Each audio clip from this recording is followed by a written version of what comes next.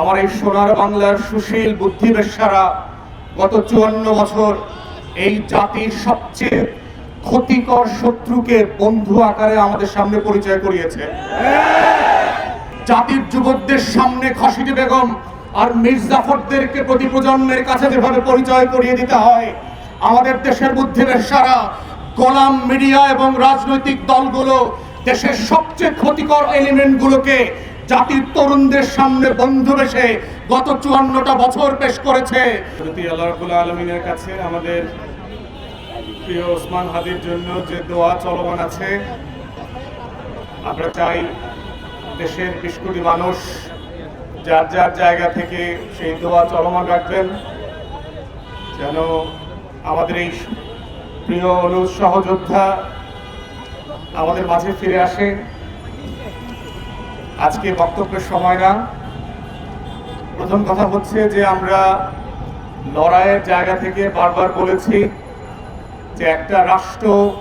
অথবা একটা জাতিকে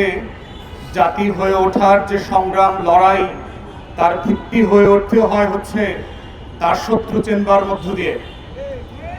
বাংলাদেশে আমার এই সোনার বাংলার সুশীল বুদ্ধিবেশ্যারা গত 54 বছর এই জাতির সবচেয়ে ক্ষতিকর শত্রুকে বন্ধু আকারে আমাদের সামনে পরিচয় করিয়েছে এবং এতবার বলেছে যে পৃথিবীর ইতিহাসের সমাজবিজ্ঞান, রাষ্ট্রবিজ্ঞানে যে শত্রু সাপেক্ষে রাষ্ট্র হয়, আজাদির লড়াইটা যে শত্রু সাপেক্ষে হয়, প্রত্যেক রাষ্ট্রের নাগরিককে তার সময়ের ঐতিহাসিক পরম্পরার জগৎ শেঠ, উনিচাঁদ, রায়দুল্লভ, লেন্দুক দর্জিদেরকে যে পরিচয় করিয়ে দিতে হয়, জাতির যুবকদের সামনে খসিটি Begum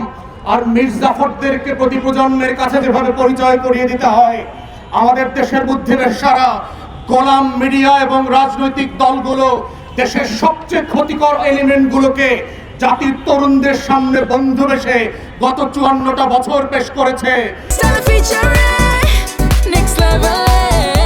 well done, side by side, fridge.